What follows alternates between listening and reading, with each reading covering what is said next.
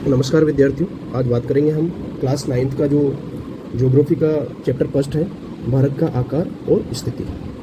आज हम जानेंगे भारत का आकार और स्थिति के बारे में। भारत का आकार क्या है और स्थिति क्या है, ठीक है।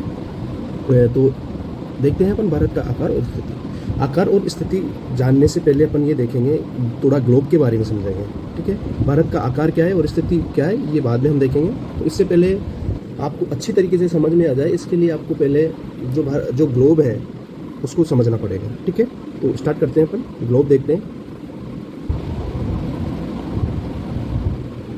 देखिए ये है अपना ग्लोब, ठीक है। अब देखिए ग्लोब क्या होता है, सबसे पहले समझिए ग्लोब क्या है। ग्लोब क्या होता है ये समझिए आप। देखो ग्लोब जो होता है वो जो पृथ्वी होता है उसका एक प्रतिरूप होता है। क्या होता है? ग्लोब अर्थ का प्रतिरूप होता है, मॉडल कहलाता है।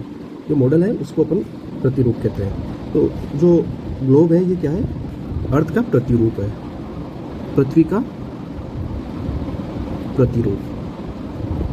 प्रतिरूप या मॉडल। मॉडल अंग्रेजी में इसको मॉडल कह देते हैं अपन, ठीक है।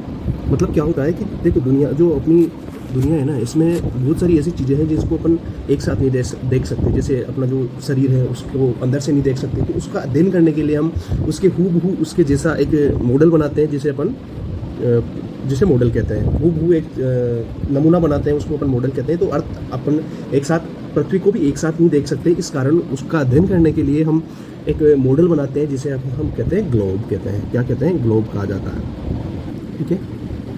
देखिए ये ग्लोब है, और ये जो ग्लोब है ये अपने अक्ष, जो ये अक्ष है, इस पर 23.5 डिग्री झुकी हुई है। डिग्री क्या हुई है? झुकी हुई है, ठीक है। इसी प्रकार अपनी जो अर्थ है वो भी थोड़ी झुकी हुई है, 23.5 डिग्री झुकी हुई है। अब देखो ये ग्लोब है, आप एक बार देख लीजिए किस प्रकार का ग्लोब होता है, ठीक है। और ये जैसे अर्थ राउंड करती है वैसे ये भी घूमता है, ठीक है। अब देखते हैं इसके अलावा और भी। तो जो ग्लोब है इस पर 2 प्रकार की काल्पनिक रेखाएं खींची गई है। कितनी काल्पनिक रेखाएं खींची गई है? 2 प्रकार की काल्पनिक रेखाएं खींची गई है, अक्षांश और देशांतर। अक्षांश, देशांतर, ठीक है। ग्लोब पर 2 प्रकार की रेखाएं खींची गई है, अक्षांश और देशांतर रेखाएं खींची गई है। मैं आपको बता देता हूँ, ये देखिए आप, जो ये लाइंस हैं, ये वाली जो लाइंस है, ये अक्षांश रेखाएं हैं। ये वाली जो लाइंस है ये आप देख रहे होंगे, ये वाली जो लाइंस है इन्हें हम कहते हैं अक्षांश रेखाएं। ये लाइंस अक्षांश रेखाएं कहलाती है, ठीक है। और जो ये वाली रेखाएं हैं ये देशांतर रेखाएं कहलाती है, ठीक है। आगे बात समझ में, तो जो ग्लोब है उस पर 2 प्रकार की काल्पनिक रेखाएं खींची गई है, अक्षांश व देशांतर। हालांकि पृथ्वी पर इस प्रकार की कोई रेखाएं नहीं पाई जाती, ठीक है। तो 2 प्रकार की रेखाएं खींची गई है, अक्षांश व देशांतर। अक्षांश रेखाएं क्या होती है? ग्लोब पर जो इस प्रकार से जो लाइंस खींची जाती है, अक्षांश रेखाएं, बात करें ये ग्लोब है, और ये इस प्रकार से जो रेखाएं खींची जाती है उन्हें अक्षांश रेखाएं कहा जाता है, ठीक है। इन्हें आप इसको ट्रिक के माध्यम से भी याद कर सकते हैं। जो आड़ी रेखाएं होती हैं उन्हें अक्षांश रेखाएं कहते हैं। ये आड़ी रेखाएं हैं, उन्हें अक्षांश रेखाएं कहते हैं। और जो खड़ी रेखाएं होती है उन्हें अपन देशांतर रेखाएं कहती हैं। ये खड़ी रेखा को अपन क्या कहते हैं? देशांतर रेखाएं कहते हैं, ठीक है। ये काल्पनिक रेखा होती है, ठीक है। एक्चुअल में अर्थ पर इस प्रकार की कोई लाइन नहीं होती, लेकिन अपन अर्थ को पर किसी भी कंट्री की पोजीशन लोकेट करने के लिए इन लाइंस को उपयोग में लेते हैं। तो 2 प्रकार की लाइंस होती है। अब देखिए 2 प्रकार की लाइंस होती है। ये वाली जो लाइन है अक्षांश, जो ये वाला जो अक्षांश है, हम इसे भूमध्य रेखा के नाम से जानते हैं। किस नाम से जानते हैं? भूमध्य रेखा। भूमध्य रेखा के नाम से जानते हैं। ये रेखा अर्थ को लगभग 2 इक्वल पार्ट्स में डिवाइड करती है, या ग्लोब को 2 इक्वल पार्ट्स में डिवाइड करती है। ऊपर वाला भाग कहलाता है उत्तरी गोलार्ध, ठीक है, ध्यान से समझना। और नीचे वाला जो भाग कहलाता है वो कहलाता है दक्षिणी गोलार्ध, ठीक है, दक्षिणी गोलार्ध। अब समझिए, ऊपर वाला जो भाग है वो उत्तरी गोलार्ध और नीचे वाला जो भाग है वो दक्षिणी गोलार्ध, और इसकी जो वैल्यू होती है वो 0 डिग्री होती है। समझना, जो भूमध्य जो रेखा है वो अर्थ को लगभग 2 बराबर भाग में डिवाइड करती है, या ग्लोब को लगभग 2 बराबर भाग में डिवाइड करती है। ऊपर वाला जो गोलार्ध कहलाता है उसको कहा जाता है उत्तरी गोलार्ध, और नीचे वाला जो गोलार्ध होता है उसे कहा जाता है दक्षिणी गोलार्ध, ठीक है। बात समझ में आ गई आपको? ऊपर वाला क्या कहलाता है? उत्तरी गोलार्ध, और नीचे वाला दक्षिणी गोलार्ध, भूमध्य रेखा, या हमें इसको विषुवत रेखा के नाम से भी जानते हैं। विषुवत रेखा, ठीक है, विषुवत रेखा। याद रहेगा आपको, ठीक है। तो ये अब इसी प्रकार आपका जो इसी प्रकार ये जो लाइन होती है, ये वाली लाइन दूसरे इसमें देखते हैं तो ये आपका ग्लोब हो गया। ये जो लाइन है ये भी अर्थ को लगभग दो बराबर भागों में बांट रही है। ये वाला जो गोलार्ध है ये कहलाएगा आपका पूर्वी गोलार्ध, ये वाला कहलाएगा आपके पश्चिमी गोलार्ध, ठीक है। ये वाली जो लाइन है इसे कहा जाता है 0 डिग्री देशांतर रेखा, 0 डिग्री देशांतर या ग्रीनविच रेखा, ग्रीनविच या ग्रीनविच रेखा। ग्रीनविच रेखा इसे क्यों कहा जाता है? देखो, ग्रीनविच लाइन इसे क्यों कहा जाता है? ग्रीनविच लाइन इसको क्यों कहा जाता है? क्योंकि ये जो इंग्लैंड है वहाँ का एक ग्रीनविच शहर है, वहाँ से होकर ये गुजरती है, इस कारण इसको ग्रीनविच लाइन भी कहा जाता है, ठीक है। तो ये याद रखना आप, एक बार मैं आपको रिवाइज करवा देता हूँ। जो अर्थ है उसको उसका जो मॉडल होता है उसे अपन ग्लोब कहते हैं। ग्लोब पर 2 प्रकार की काल्पनिक रेखाएं खींची जाती है। एक्चुअल में ऐसी कोई रेखाएं अर्थ पर नहीं होती, जिसे अपन देशांतर और अक्षांश और देशांतर रेखाएं कहते हैं, ठीक है। जो अक्षांश और देशांतर रेखाएं होती है, आपने ये देख रहे हो जो ग्लोब है इस पर जो आड़ी रेखाएं खींची जाती है उन्हें अपन अक्षांश रेखाएं कहते हैं, और जो खड़ी रेखाएं खींची जाती है उनको अपन देशांतर रेखाएं कहते हैं, ठीक है। जो 0 डिग्री जो अक्षांश रेखा है वो अर्थ को लगभग 2 बराबर इक्वल पार्ट्स में डिवाइड करती है। इस कारण इसके ऊपर वाला जो पार्ट होता है उसे अपन उत्तरी गोलार्ध, और नीचे वाला जो पार्ट होता है उसको अपन दक्षिणी गोलार्ध कहते हैं। एक बार फिर आप देखिए, ये इसको देखिए, और ये लाइन्स है, ये वाली जो लाइन है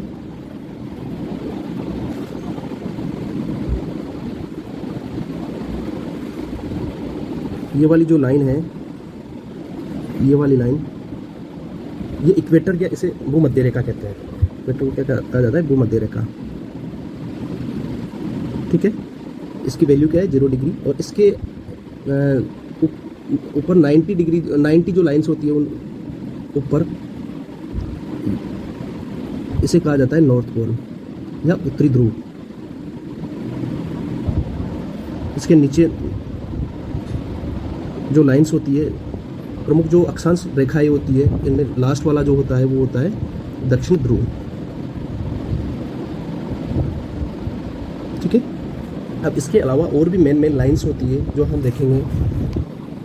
इससे पहले एक बार आप ये देख लीजिए, प्राइम मेरिडियन या प्रधान या भूमध्य रेखा, जिसे कहेंगे अपन ग्रीनविच लाइन, और आप कह सकते हैं उसको ग्रीनविच लाइन, ठीक है। ये 0 डिग्री देशांतर रेखा होती है। इसके पीछे 180 डिग्री जो लाइन होती है, ये वाली जो लाइन होती है, इसे अंतर्राष्ट्रीय तिथि रेखा के नाम से जाना जाता है, इंटरनेशनल डेट लाइन, ठीक है। इसके अलावा जो मेन जो अक्षांश रेखाएं होती है उनको हम एक बार देखेंगे। भूमध्य रेखा और जो विषुवत रेखा है, उसके अलावा बाकी की जो प्रमुख अक्षांश रेखाएं हैं उनके बारे में एक बार देख लेते हैं। हमने देखा कि जो ये वाली जो लाइन है जो अर्थ के बिल्कुल मध्य से गुजरती है, इसे विषुवत रेखा, 0 डिग्री रेखा या भूमध्य रेखा के नाम से जाना जाता है, भूमध्य रेखा के नाम से जाना जाता है, ठीक है। इसके ऊपर 23.5 डिग्री, अब देखो हम लोग इसको, इससे ऊपर वाला जो हेमिस्फीयर है या इससे ऊपर वाला जो गोलार्ध है उसको एन से या उत्तरी से डिनोट करेंगे, और नीचे वाला जो है उसको एस से डिनोट करेंगे या दक्षिण के नाम से। देखिए, अब देखो विषुवत रेखा के ऊपर एक 23.5 डिग्री एक इम्पोर्टेंट लाइन है जिसे अपन कहते हैं कर्क रेखा के नाम से जानते हैं, और ये कितने डिग्री पर स्थित है? 23.5 डिग्री उत्तरी अक्षांश पर स्थित है। इसके बाद हम देखेंगे एक लाइन है 66.5 डिग्री, ठीक है, 66.5 डिग्री उत्तरी अक्षांश, जिसे हम कहते हैं आर्कटिक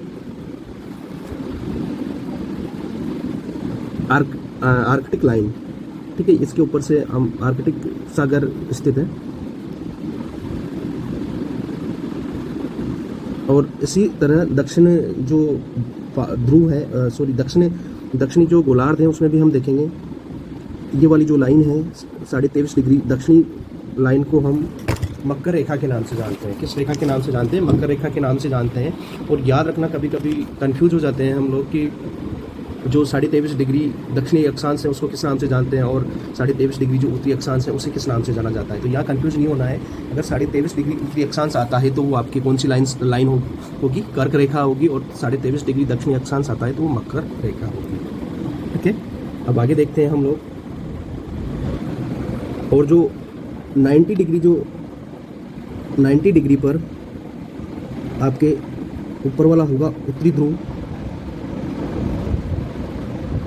और नीचे होगा दक्षिण ध्रुव।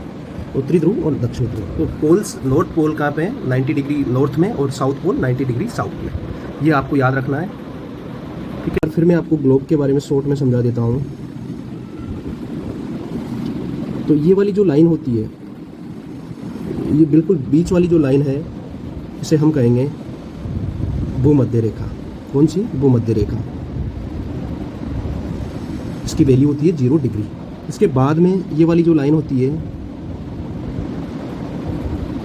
ये वाली जो लाइन है इसे हम कहेंगे कर्क रेखा।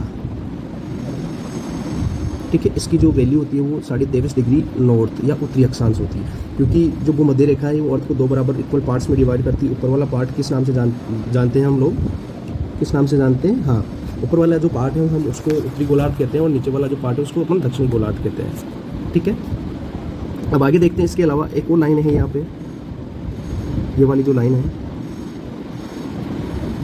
ठीक है, ये है आर्कटिक रेखा। ये है 66.5 डिग्री नॉर्थ में है आपके। इसी प्रकार जो साउथ है उसमें भी ये वाली जो लाइन है हम इसको कहते हैं मकर रेखा। याद रखना, मकर रेखा।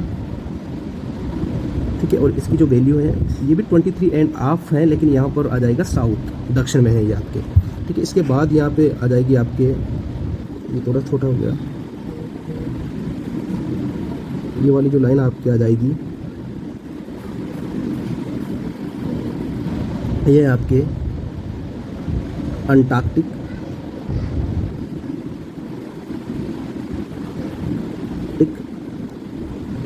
रेखा। अंटार्कटिक रेखा। ठीक है, यह अंटार्कटिक वर्त यहाँ पे होता है। ये है आपके 66.5 डिग्री साउथ पे। ये याद रखना, आर्कटिक ऊपर आर्कटिक सागर है, इसके ऊपर ये आर्कटिक सागर है यहाँ पे, और यहाँ अंटार्कटिक रेखा कहलाता है क्योंकि अंटार्कटिक। ठीक है, अब इसके बाद देखते हैं अपन जो लास्ट में यहाँ पर है वो है साउथ पोल। अपन इसे कहते हैं साउथ पोल, दक्षिण ध्रुव। और इसी प्रकार नॉर्थ में भी आपके 90 डिग्री पे है, 90 डिग्री साउथ, और 90 डिग्री नॉर्थ पे आपके कहलाएगा उत्तरी ध्रुव। ठीक है, याद रखना 90 डिग्री नॉर्थ पे। ये कुछ लाइंस थी, जो अक्षांश रेखा की जो लाइंस थी वो आपको याद रखना है। बहुत ही महत्वपूर्ण लाइंस है। और 1-2 लाइंस आपको जो विश्वत्स हैं उनमें याद रखनी है। ठीक है, ये वाली लाइन आपको पता है। ठीक है, ये आपको याद है कौन सी लाइंस है ये वाली जो लाइंस हैं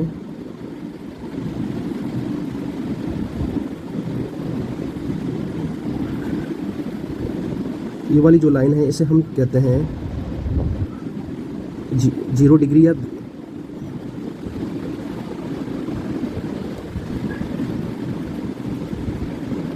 0 डिग्री देशांतर रेखा। किस नाम से जानते हैं? 0 डिग्री देशांतर रेखा। ग्रीनविच लाइन के नाम से भी जाना जाता है इसे, ग्रीनविच लाइन, ग्रीनविच रेखा। ग्रीनविच रेखा क्यों कहा जाता है? क्योंकि ये जो रेखा है वो इंग्लैंड के ग्रीनविच नामक एक शहर से गुजरती है, इस कारण इसको ग्रीनविच लाइन के नाम से भी जानते हैं हम लोग। ठीक है, इसके अलावा इसके पीछे एक और लाइन है, इसके जस्ट पीछे ही है, इसके जस्ट पीछे है वो लाइन, उसे हम कहते हैं, वो है 180 डिग्री पे। ठीक है, 180 डिग्री पे एक लाइन है, इसे कहेंगे अपन अंतर्राष्ट्रीय तिथि रेखा। ठीक है, इसके पीछे नॉर्थ साउथ कुछ भी नहीं आएगा क्योंकि ये भी सिंगल लाइन है और ये भी सिंगल लाइन है। तो 180 डिग्री पर जो लाइन है उसे अपन इंटरनेशनल डेट लाइन कहते हैं, और ये कितने डिग्री पर है, 180 डिग्री पर। ये 2 लाइन्स आप याद रखना है इसमें, ठीक है। आगे देखते हैं, हम स्टार्ट करते हैं हमारा चैप्टर जिसका नाम है भारत का आकार और स्थिति, ठीक है। अब इसमें एक बार और ध्यान रखना है आपको कि जो भारत की जो स्थिति है वो कहाँ पे है। जो ग्लोब है उसमें भारत की स्थिति किस जगह पे है, ये जानेंगे हम लोग, ठीक है। तो ग्लोब में भारत की स्थिति अब हम देखेंगे। ये ग्लोब है आपका, ठीक है, ये ग्लोब है, और इसमें ये आपके आ गई 0 डिग्री लाइन। 0 डिग्री कौन सी लाइन है, ये आपकी विषुवत लाइन है, देशांतर रेखा, ठीक है। और ये आपकी आ गई 0 डिग्री अक्षांश रेखा, ठीक है। तो अब इससे ऊपर वाला जो गोलार्ध है वो कौन सा गोलार्ध होगा, उत्तरी गोलार्ध, ठीक है। तो भारत अगर अक्षांश रेखा की बात की जाए तो कौन से गोलार्ध में है, पूरी तरीके से उत्तरी गोलार्ध में है, क्योंकि उत्तरी गोलार्ध यहाँ से स्टार्ट होता है और भारत की स्थिति यहाँ से स्टार्ट होती है। तो भारत उत्तरी गोलार्ध में स्थित है, ठीक है। और अगर अपन बात करें देशांतरों के माध्यम से, तो ये वाला जो गोलार्ध है, ये वाला जो गोलार्ध है, इसके इस साइड वाला जो गोलार्ध है ये कौन सा है, हाँ, पूर्वी गोलार्ध। तो ये भारत इस तरीके से पूरी तरीके से पूर्वी गोलार्ध में है, ठीक है। ये याद रखना, भारत की जो लोकेशन है ये याद रखनी है आपको कि भारत पूरी तरीके से उत्तरी गोलार्ध में है, ठीक है।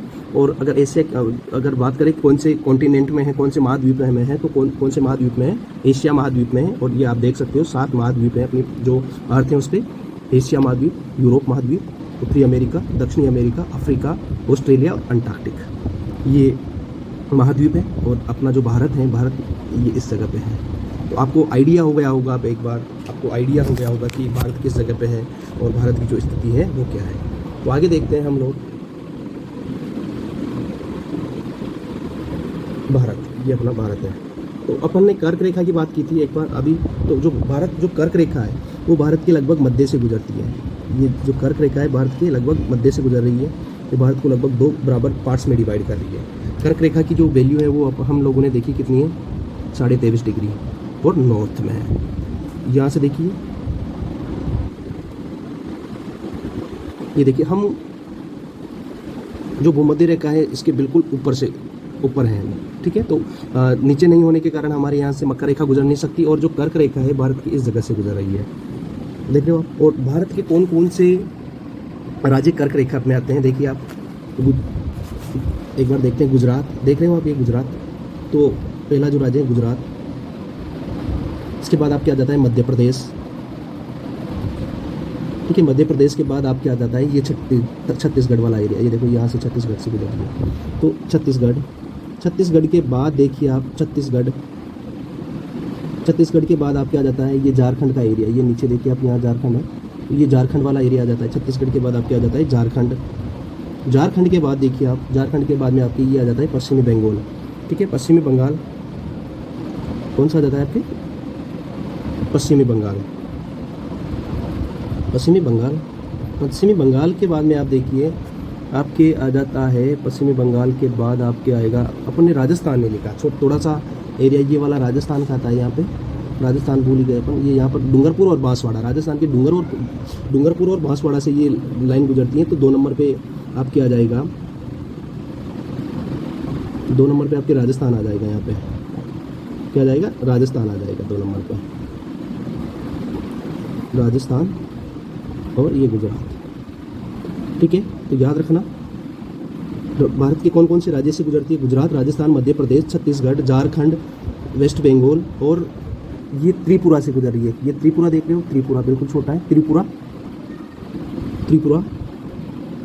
और लास्ट वाला जो है मिजोरम। तो जो कर्क रेखा है वो भारत के 8 राज्यों से होकर गुजरती है, गुजरात, राजस्थान, मध्य प्रदेश, छत्तीसगढ़, झारखंड, पश्चिमी बंगाल, त्रिपुरा और मिजोरम। राजस्थान की अगर बात करें तो राजस्थान के डूंगरपुर और बांसवाड़ा से होकर ये गुजरती है। तो आपको ये याद रखना है कि जो कर्क रेखा है भारत के कौन कौन से राज्यों से होकर गुजरती है। तो भारत के 8 राज्यों से होकर गुजरती है। कौन कौन से राज्य हैं मैंने आपको बता दिया। अब इसके बाद हम देखेंगे, कर्क रेखा के बाद देखेंगे भारत का जो अक्षांश और जो देशांतर, भारत किन किन अक्षांशों और देशांतरों के मध्य फैला हुआ है, ये हम लोग जानेंगे कि भारत कौन कौन से अक्षांश और देशांतरों के मध्य फैला है।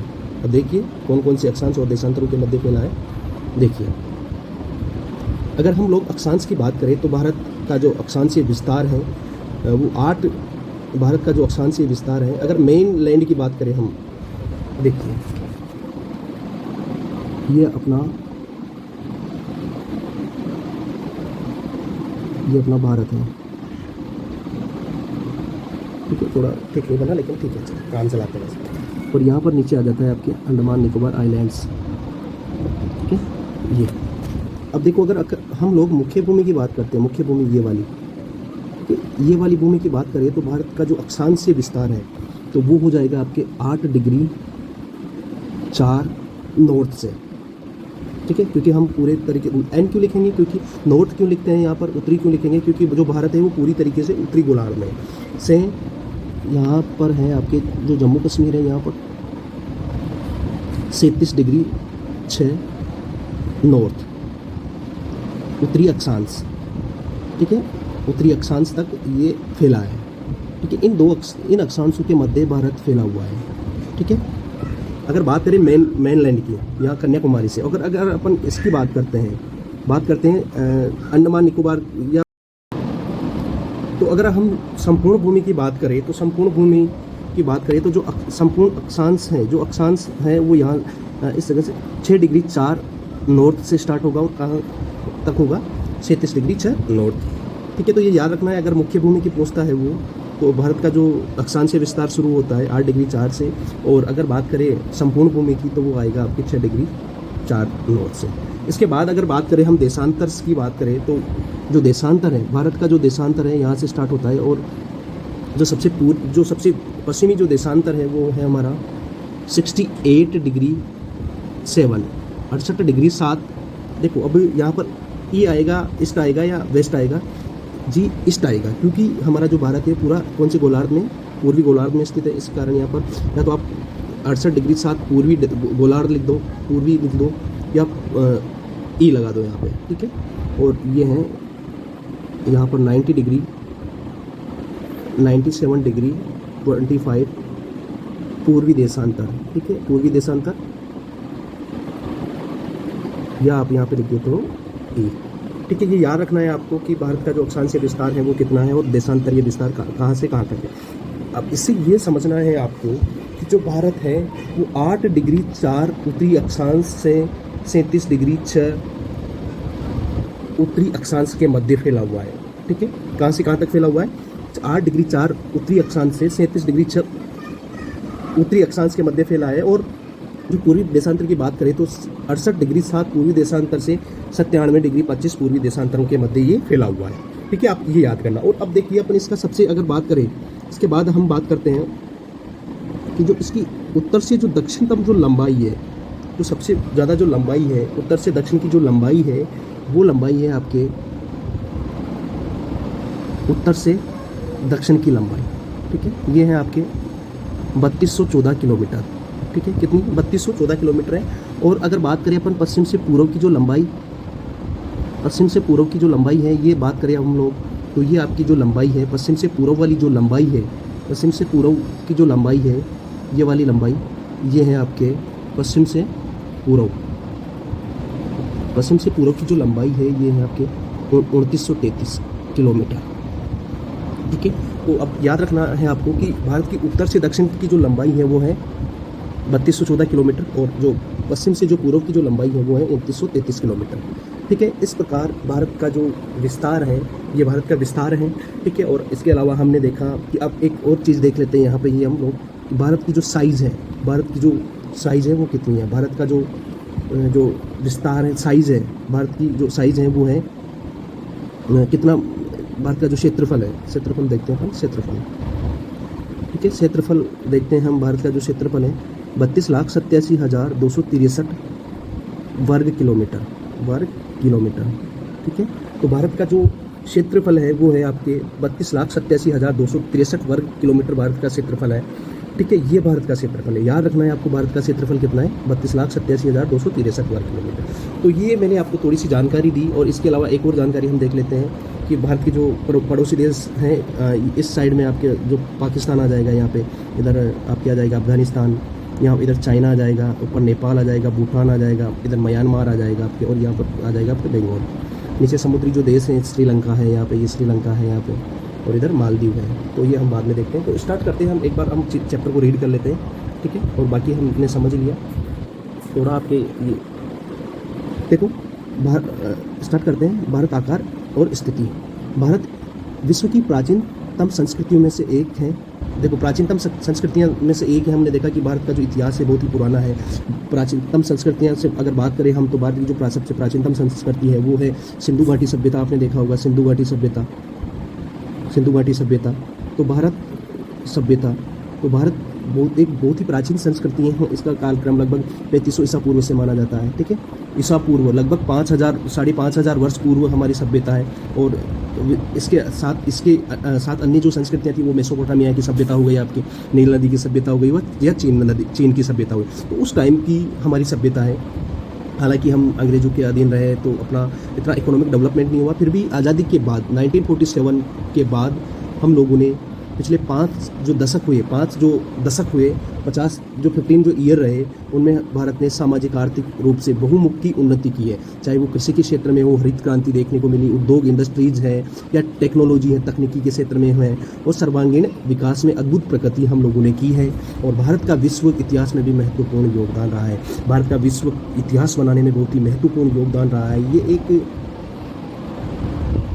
भूमिका थी। अब देखेंगे अपन भारत की स्थिति, ठीक है। भारत की स्थिति देखते हैं अपन। देखिए भारत एक विशाल देश है। हमने देखा कि भारत बहुत बड़ी कंट्री है और विश्व का लगभग 7वां बड़ा देश है, ठीक है। विश्व का 7वां बड़ा देश है भारत। और हमने इसका क्षेत्रफल देखा था। यह उत्तरी गोलार्ध में स्थित है। मैंने बताया ना कि उत्तरी गोलार्ध में स्थित है, क्योंकि ये पूरी तरीके से कहाँ पर है, कर्क जो आपकी भूमध्य रेखा है इसके ऊपर में स्थित है, इस जगह पे स्थित है। इस कारण ये कहाँ पर स्थित है, उत्तरी गोलार्ध में स्थित है। और इसका जो मुख्य भाग है, मुख्य भाग 8 डिग्री 4 उत्तर से 37 डिग्री 6 उत्तर अक्षांश है। मैंने बताया था आपको लास्ट टाइम पे कि भारत का जो अक्षांशीय विस्तार है, मुख्य जो भूमि है वो क्या है। अगर हम बात करें संपूर्ण भूमि की तो 6 डिग्री 4 आप लिख ही दोगे आई थिंक, ठीक है। और अब आगे देखिए इसका जो देशांतरीय विस्तार है वो है 68 डिग्री 7 से 97 डिग्री 25 पूर्वी देशांतर। हमने देखा जो कर्क रेखा है 23.5 डिग्री उत्तरी जो रेखा है वो देश को लगभग 2 बराबर भागों में बांटती है, ठीक है। हमने देखा कर्क रेखा लास्ट टाइम पे। मुख्य भूभाग के दक्षिण पूर्व में अंडमान एंड निकोबार द्वीप समूह बंगाल की खाड़ी में तथा दक्षिणी पश्चिम में लक्षद्वीप समूह अरब सागर में स्थित है, ठीक है। अपनी एक प्लस की सहायता से इन द्वीपों का विस्तार करेंगे। देखो भारत के जो ये देखिए आप, ये भारत के इस साइड पे है आपके बंगाल की खाड़ी, और ये बिल्कुल मतलब बंगाल की खाड़ी का मतलब है इधर पूरा पानी है, समुद्र है। और इस साइड है आपके अरब सागर, ठीक है। तो जो बंगाल की खाड़ी में है हमारे पास आइलैंड भी है, द्वीप भी है। तो ये वाला जो ग्रुप है आइलैंड का ग्रुप है, ये है अंडमान एंड निकोबार द्वीप समूह। और ये वाला जो समूह है ये है लक्षद्वीप। तो अंडमान निकोबार जो द्वीप समूह है वो भारत बंगाल की खाड़ी में स्थित है, ठीक है। और मतलब भारत के पूर्व में स्थित है। और जो आपकी जो लक्षद्वीप है वो भारत के पश्चिम में अरेबियन सी या अरब सागर में स्थित है। आपको ये याद रखना है। आगे चलते हैं हम लोग। हाँ, एक बात याद रखना है, भारत था उसका जो सबसे दक्षिणतम बिंदु है अंडमान निकोबार आइलैंड में है, वो 2004 में जो सुनामी आई उसमें डूब गया था। उसका नाम था इंदिरा पॉइंट। और सबसे ऊपरी जो भाग है वो है आपके इंदिरा कोल, ठीक है। सबसे ऊपरी भाग तो क्या है, इंदिरा कोल। मैं आपके अच्छे से लिख दूँ, कोल, इंदिरा कोल। और सबसे नीचा इंदिरा पॉइंट जो 2004 में जो सुनामी आई उसमें डूब गया था, ठीक है। आगे बात समझ। अब हम देखेंगे भारत का जो आकार है, जो हमने भारत की एक स्थिति देखी, हमने पहले भी ये समझ लिया, ठीक है। तो अब हम देखेंगे आकार, भारत का जो आकार है वो क्या है। तो आकार के बारे में हम बात करें तो भारत के भूभाग का कुल क्षेत्रफल 32.8 लाख वर्ग किलोमीटर है। इसको अगर आप पूरा लिखना चाहो तो 32,87,263 किलोमीटर स्क्वायर है, ठीक है। ये भारत का क्षेत्रफल है। और ये विश्व का कुल 2.4 जो प्रतिशत है वो रखता है। विश्व का कितना प्रतिशत अपने पास रखता है, विश्व का लगभग 2.4% ये अपने पास रखता है। विश्व का 2.4% है, मतलब पूरी जो कंट्रीज़ हैं, पूरे जो विश्व है उसका लगभग 2.4% जो क्षेत्रफल है वो भारत के पास है, ठीक है। और भारत विश्व का 7वां बड़ा देश है। इससे पहले भी है, जैसे रूस है, रूस के बाद आप देखते हैं कनाडा है, अमेरिका है, चीन है, ठीक है। ये आप देख सकते हो कौन कौन सी कंट्रीज भारत से बड़ी है। रूस, कनाडा, अमेरिका, चीन, ब्राज़ील, ऑस्ट्रेलिया और 7वें नंबर पे आता है आपका भारत। तो ये आपके 7th जो भारत से बड़ी जो कंट्रीज़ है ये याद रखना है, रूस, कनाडा, अमेरिका, चीन, ब्राज़ील, ऑस्ट्रेलिया। ये एनसीईआरटी है, ये एनसीईआरटी है अपनी 9th क्लास की, तो ये याद रखना है आपको। और इनका कर्व आपको जो सीक्वेंस है वो भी याद रखना है, कर्व भी याद रखना है, कभी कभी एग्जाम्स में आ जाता है, ठीक है। तो आगे चलते हैं। भारत की जो स्थल रेखा है वो 15,200 किलोमीटर है। स्थल रेखा भारत, देखो 2 प्रकार की रेखाएं होती है, 2 प्रकार की बाउंड्रीज होती है। मान लीजिए ये भारत है अपना, ठीक है। कितने प्रकार की बाउंड्रीज होती हैं? 2 प्रकार की बाउंड्रीज होती है। तो भारत की जो स्थल रेखा है, भारत की जो स्थल रेखा है वो कितनी है? 15,200 किलोमीटर है। भारत की जो स्थल रेखा है वो है 15,200 किलोमीटर है, ठीक है। स्थल रेखा से आज से है कि भारत की जो स्थल रेखा है यहाँ से स्टार्ट होती है और ये किन किन देशों के साथ अपनी बाउंड्री शेयर करता है, ये होती है स्थल रेखा। किन किन देशों के साथ अपनी बाउंड्री शेयर करता है? गुजरात से लेके आपके ये वाली जो रेखा है ये स्थल रेखा है, और ये जो रेखा है ये अपनी कितनी है? 15,200 किलोमीटर, ठीक है। एक तो ये होती है स्थल रेखा, ठीक है। तो भारत की जो स्थल रेखा है वो आपको याद रखनी है कि भारत की जो स्थल रेखा है वो कितनी है, ठीक है। भारत की स्थल रेखा के बाद हम देखेंगे कि भारत का जो भारत की जो जलीय सीमा है, जो जलीय सीमा है वो कितनी है? 7,516.6 किलोमीटर है। वो अंडमान निकोबार द्वीप समूह से लेके, ठीक है, पूरी जो भारत की जो तटरेखा है, जैसे हम कहते हैं तटरेखा, और इसमें अंडमान निकोबार द्वीप समूह और लक्षद्वीप समूह भी शामिल है। तो अंडमान निकोबार द्वीप समूह को मिलाकर हमारी जो तटरेखा है वो कितनी है? 7,516 कितनी है? 7,516.6 किलोमीटर है। और ये कौन सी है? ये आपकी आ जाती है जलीय रेखा, ठीक है। मतलब यहाँ से स्टार्ट होती है ये वाली गुजरात से, ठीक है। गुजरात से स्टार्ट होकर आपके इस जगह से, गुजरात से स्टार्ट होकर ये आपके कहाँ तक है? वेस्ट बंगाल तक है ये वाली लाइन्स, ये वाली। तो और यहाँ पर आपके अंडमान निकोबार आइलैंड्स वगैरह की भी सीमा इसमें गिन ली गई है। ये लक्षद्वीप है आपका। तो इस प्रकार से भारत की जो स्थलीय रेखा है और जो जलीय रेखा है ये है, ठीक है। इसके बाद अपन बात करते हैं भारत के उत्तर तथा पूर्वी सीमा पर नवीनतम वलित पर्वतमालाएं। हमने देखा कि भारत के उत्तर पश्चिम में जो पर्वतमालाएं हैं, हिंदू कुश पर्वतमाला है, और भारत के उत्तर में जो हिमालयन पर्वतमाला है, इसके पूर्व में जो उत्तर पूर्वी भाग में पूर्वांचल की पहाड़ियां हैं, वलित पर्वतमालाएं हैं, ठीक है। और एक बार मैं आपको बता देता हूँ कि ये देखिए आप,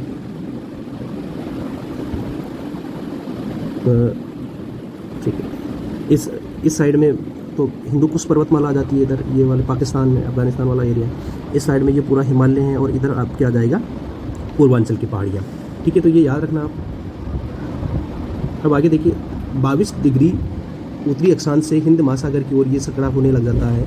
इसके पश्चिम में अरब सागर तथा पूर्व में बंगाल की खाड़ी स्थित है। देखो 22 डिग्री के बाद ये जो भारत है ये किस टाइप से होने लग जाता है? सकड़ा होने लग जाता है। देखो ये, ठीक है, दिख रहा है आपको? ये भारत क्या होने लग जाता है? सकरा होने लग जाता है। ये देखिए ये वाला, ठीक है। और इसके वेस्ट में अगर इसकी बात करें तो इधर बे ऑफ बंगाल, बंगाल की खाड़ी है, ठीक है, बंगाल की खाड़ी। और इसके पश्चिम में क्या है? भारत के पश्चिम में अरब सागर, ठीक है। अब इसके बाद देखते हैं हम, अक्षांश और देशांतर का विस्तार लगभग 30 डिग्री है। भारत में जो अक्षांश और देशांतर का जो विस्तार है वो लगभग 30 डिग्री है, परंतु फिर भी पूर्व पश्चिम का विस्तार उत्तर दक्षिण के विस्तार की अपेक्षा कम प्रतीत होता है। देखो अब आगे देखते हैं अपन, गुजरात से अरुणाचल प्रदेश के स्थानीय समय में 2 घंटे का अंतर है। देखो अगर अपन बात करें तो गुजरात और जो अरुणाचल प्रदेश है उसके बीच अक्षांशों की जो डिफरेंस है, अक्षांशों का जो डिफरेंस है उसके कारण लगभग 2 घंटों का अंतर है। जो 82.5 डिग्री पूर्वी देशांतर रेखा है उसको भारत की यामोत्तर रेखा माना जाता है। देखो ये बहुत ही महत्वपूर्ण है, आपको याद रखना है कि भारत की जो यामोत्तर जो लाइन है 82.5 डिग्री पूर्वी देशांतर लाइन है, और इसी से जो हमारा जो टाइम है ना वो फिक्स किया जाता है। देखिए, और ये किन किन स्टेट से गुजरती है अपन एक बार देख लेते हैं। देखो ये भारत के नैनी इलाहाबाद से गुजरती है। नैनी इलाहाबाद, नैनी उत्तर प्रदेश, याद रखना आप, उत्तर प्रदेश, नैनी उत्तर प्रदेश से ये लाइन क्या होती है? पास होती है, नैनी उत्तर प्रदेश से। ठीक है। ये किन किन स्टेट से गुजरती है, कभी कभी पूछ लिया जाता है कि कौन कौन से स्टेट से ये होकर गुजरती है। देखो ये यूपी है, उत्तर प्रदेश से होकर गुजरती है। उत्तर प्रदेश के बाद अपन बात करें तो ये वाला जो स्टेट आपके आता है ये छत्तीसगढ़ वाला स्टेट है, छत्तीसगढ़। ठीक है, छत्तीसगढ़ के बाद बात करें हम लोग, छत्तीसगढ़ के बाद ये वाला जो स्टेट है ये वाला, ये आपके आ जाता है उड़ीसा, उड़ीसा, उड़ीसा। ठीक है, तो छत्तीसगढ़ के बाद ये आपके आ जाती है उड़ीसा, और उड़ीसा के बाद आपके आ जाता है आंध्र प्रदेश। ठीक है, थोड़ा सा ये देखिए यहाँ पर ये एमपी से भी गुजरती है, मध्य प्रदेश। ठीक है, तो ये 5 स्टेट से गुजरती है एमपी। कौन सा? यूपी, एमपी, छत्तीसगढ़, उड़ीसा और आपके आंध्र प्रदेश से। ये आपको याद रखना है कौन कौन से। और ये भारत की जो आईएसटी है, इंडियन स्टैंडर्ड टाइमलाइन जो रेखा है वो मानी गई है। इसी से भारत का जो समय है वो निर्धारित होता है, क्योंकि दोनों के मध्य बहुत ज़्यादा गैप हो जाता है। भारत बहुत विशाल है और इससे इस कारण जो बीच वाली जो लाइन है इसको हमने भारत की समय रेखा माना। ठीक है, तो आगे देखते हैं। इसके बाद देखते हैं हम लोग अक्षांश का दक्षिण प्रभाव दक्षिण से उत्तर की ओर दिन और रात की अवधि पर पड़ता है। देखो एक बार इसको और भी समझ लेते हैं हम, क्या होता है, ये क्यों मानी गई है, इसके पीछे क्या कारण है, ये देख लेते हैं हम। ये एक क्वेश्चन भी दे रखा है यहाँ पर, याद कीजिए। 82 डिग्री पूर्वी देशांतर को भारत की अमोत्तर रेखा क्यों माना जाता है, और कन्याकुमारी और कश्मीर में दिन रात में अंतर क्यों होता है। देखिए अपन देखते हैं, ये है अपना भारत। ठीक है, ये अपना भारत। ठीक है, अब देखते हैं इस जगह से अपनी यमोत्तर लाइन गुजर रही है। ठीक है, 82.5 डिग्री पूर्वी देशांतर। ठीक है, अब देखते हैं यहाँ से यहाँ तक के बीच में जो गैप है उसको निकाल लिया पहले। अपन देखते हैं कि देशांतर कितना, इधर का जो देशांतर है वो है 97 डिग्री 25 है, और इधर है 68 डिग्री